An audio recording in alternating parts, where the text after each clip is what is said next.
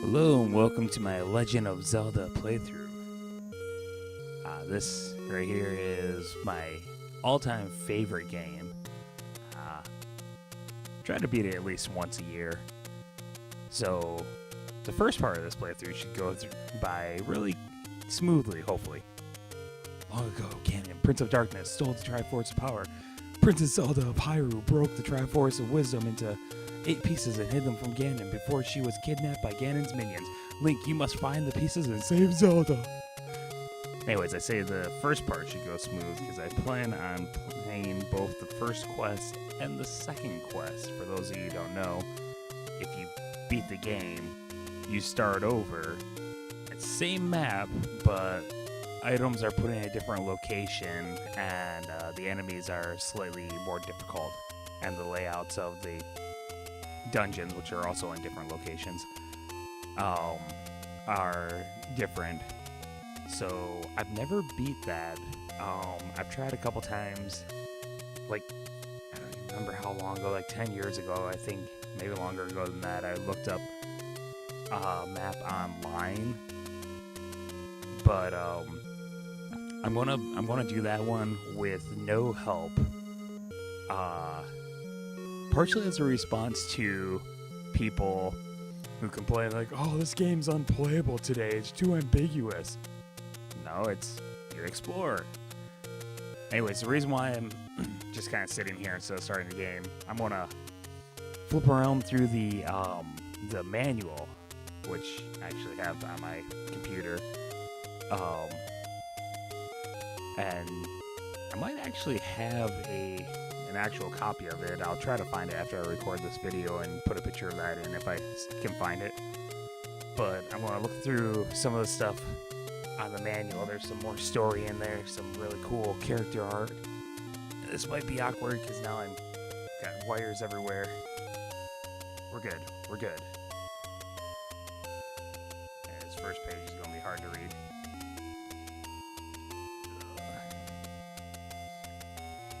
A long time ago, the world was in an age of chaos. In the midst of this chaos, a little kingdom in the land of Hyrule, a legend was being branded, or handed. I don't know where I got the art, but that does look like a B. Was being handed down from generation to generation. The legend of the Triforce, golden triangles possessing mystical powers. One day, an evil army attacked this peaceful little kingdom and stole the Triforce of Power. This army was led by Ganon, powerful prince of darkness who sought to plunge the world into fear and darkness under his rule. Fearing his wicked rule, Zelda, princess of this kingdom, split up the Triforce of Wisdom into 8 fragments and hid them throughout the realm to save the last remaining Triforce from the clutches of the evil Ganon. This is interesting because they already call it Triforce, which implies 3, and in later games it's wisdom, power and strength, or something like wisdom, power and something, I don't know. But they make it sound like there's only 2 fragments in this one.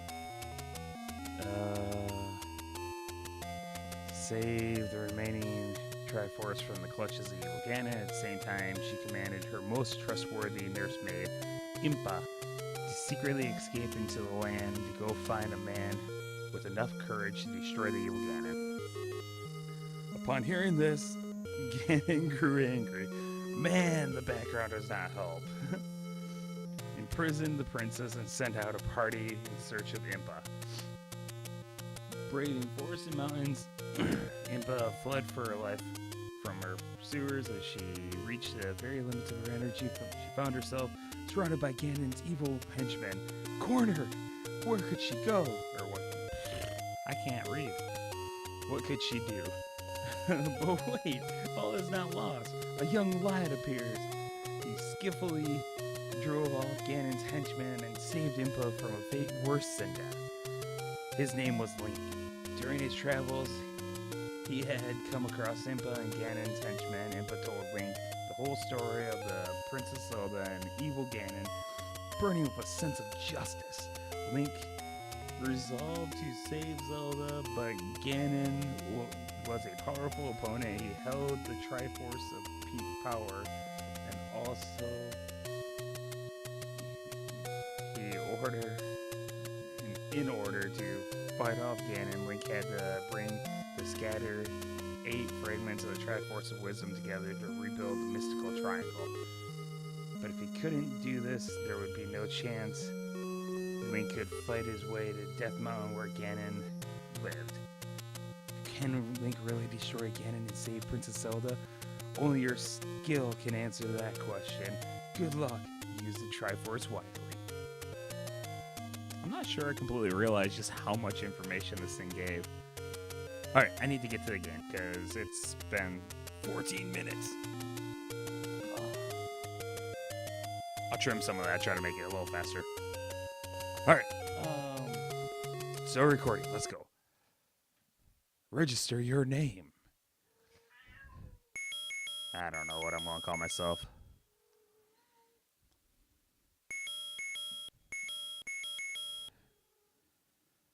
Let's go. I don't know how many spaces I have.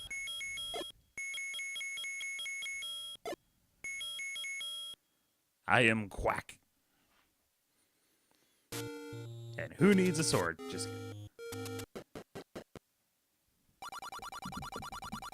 It's dangerous to go alone. Take this.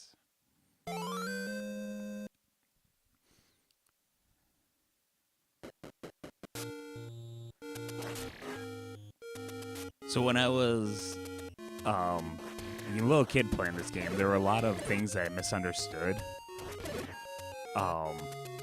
Like when you get the later swords in the game, the guy always says, mastered using it and you can have this.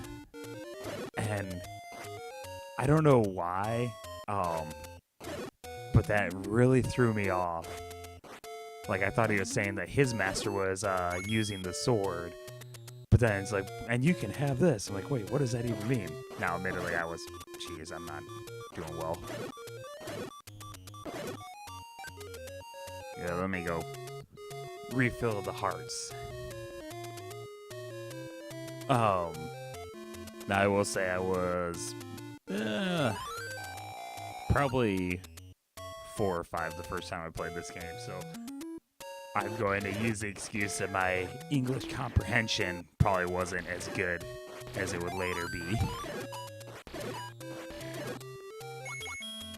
Oh, 3. I have all the money in the world.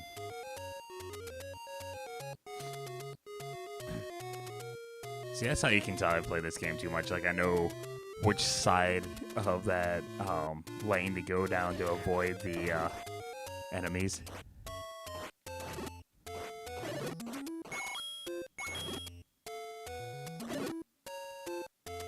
If I had a candle, I would burn right there.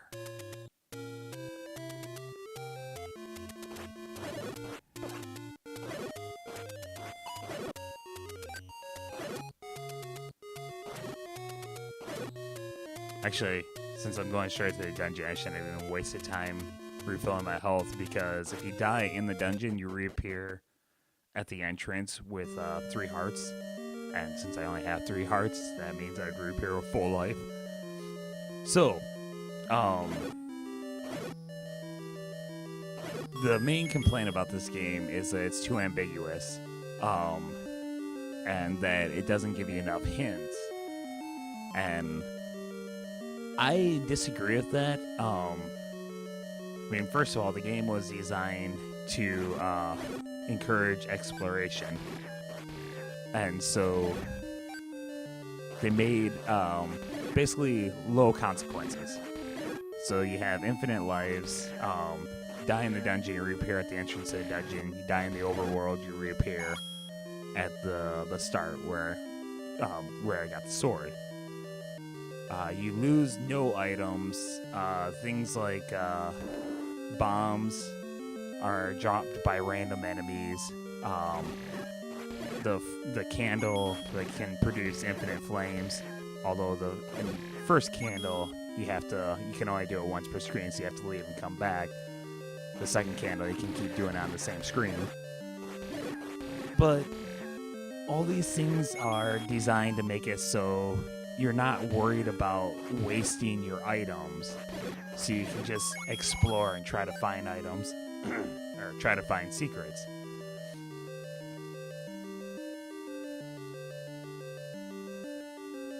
That was a noise. Hold on, I'll be right back. I think I have a critter somewhere in the house. I think one of my cats got it.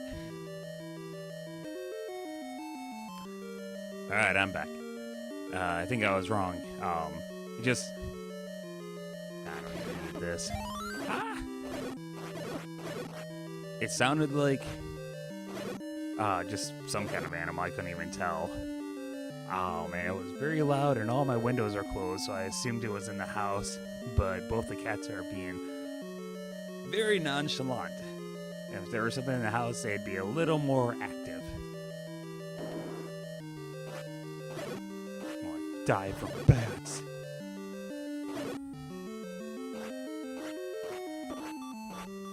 Oh crap, I am going to die from bats.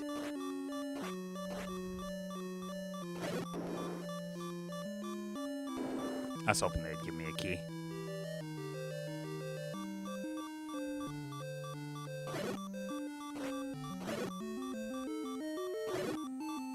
That was close. But we'll go that way in a minute.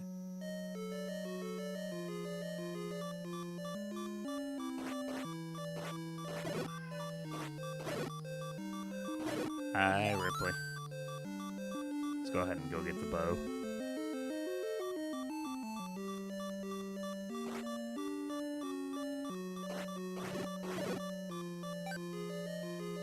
I love these rooms after you get the stepladder, which allows you to cross over narrow waterways. Because it allows you to get in a place where an enemy can't touch you. Unless they're a jumping enemy that jumps across the water.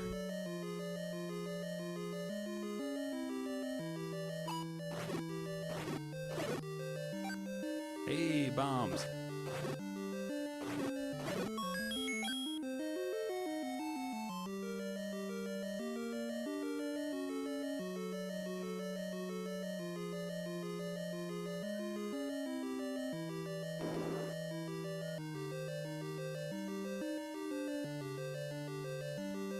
Oh.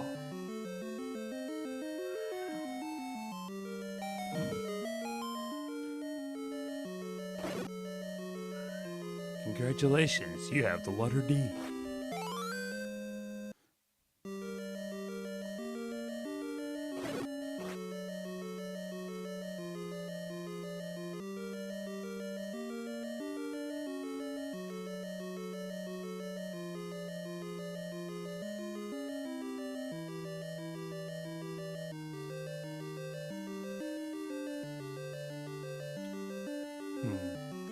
So another complaint is I'm gonna head this way before I go beat the bad guy. Already been in that lower one? Yes, okay. I like this map because it shows you everywhere you've gone, and it shows you, like, the connecting bars show you the direction you've entered that room. Or that you have access to that room anyways. Ugh. Think we're slipping on the... Oh, okay. Eastmost Peninsula is the secret.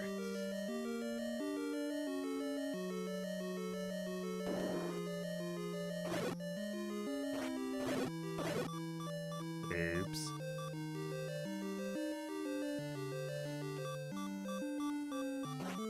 So...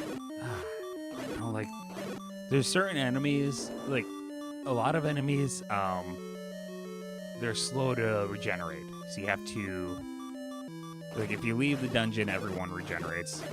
That's not surprising. But, oh, good, thank you. Now they're all frozen, haha.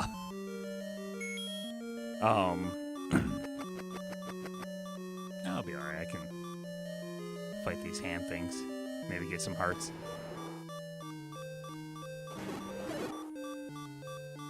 But most enemies you have to enter and leave. Oh crap! No hearts for me. You have to enter and leave the room numerous times for them to regenerate. But there's certain enemies that the moment you come back to a room, they'll have regenerated. And it's like those little Hershey Kiss things. Ah, it cost me a rupee. There's bigger ones, and when you hit them with the wooden sword, they break into the two small ones. And if you kill them that way, then they regenerate right away. But if you kill them with a more powerful weapon that kills the big form and potentially gives you an item, then they don't come back right away. And there's another creature that turns into 2 red bats, same thing. You kill him with a powerful item to kill him in one hit, he doesn't come back.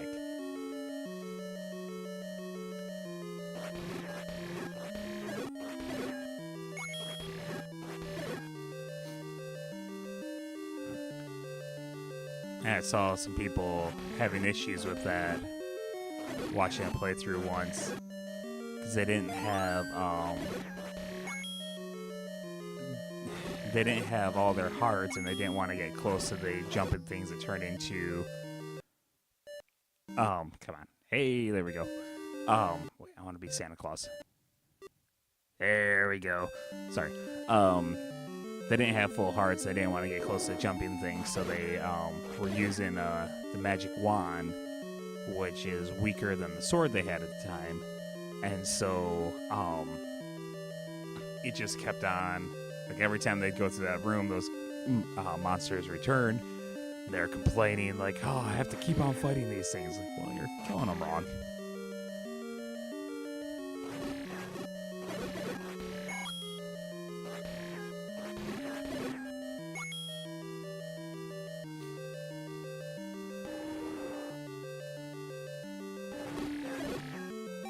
Oh, sure, now you have a heart for me. Ah, crap. What are these things called, like the Wall Masters or something?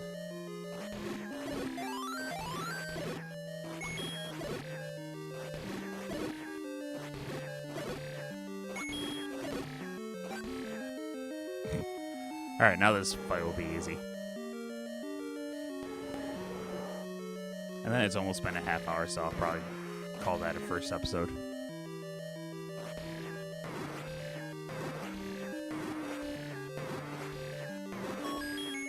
Yay.